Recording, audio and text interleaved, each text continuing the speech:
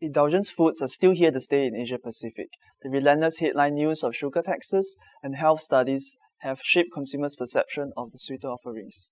They are now seeking ways to reduce their sugar intake without giving up on their sweets entirely. Firstly, smaller pack sizes are increasingly preferred for sweet and savory snacks for portion control. Secondly, consumption of dark chocolates are also growing in some countries such as Taiwan, South Korea, and Philippines due to the high cocoa and low sugar content. And thirdly, fortified confectioneries will be a segment to watch for, with countries such as Indonesia and Vietnam emerging from a small base. Some interesting new product developments in these areas to watch out for are the sweet biscuits and chocolates added with probiotics. And lastly, better for you options such as reduced sugar chewing gum and reduced salt savory snacks will be the most dynamic drivers of growth. In 2016, dairy products witnessed robust value growth across most Asian markets. Yogurt and cheese were the more dynamic drivers of growth, reaching out to untapped potential in emerging markets. Cheese and yogurt also dominated new product launches, stimulating demand and enhancing convenience. One example is the Wanda Cheese Mix, launched in the Philippines in 2016 by Magnolia Inc.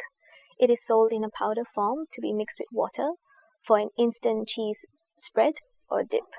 We can expect both product categories to continue to drive future growth for dairy, and because it is more familiar than cheese and more convenient than spoonable yogurt, drinking yogurt is expected to be one of Asia's more dynamic dairy performers, with double-digit value CAGRs expected in markets like China, India, Indonesia, and Vietnam. Finally, emerging from a low-value base, non-soy milk alternatives such as red bean milk will be a dairy category to watch in the long term, having gained incremental traction in Vietnam and Thailand in 2016. Ready meals continues to be one of the most dynamic categories in Asia. Some markets posted double-digit growth in the last 5 years, and growth is still set to look optimistic.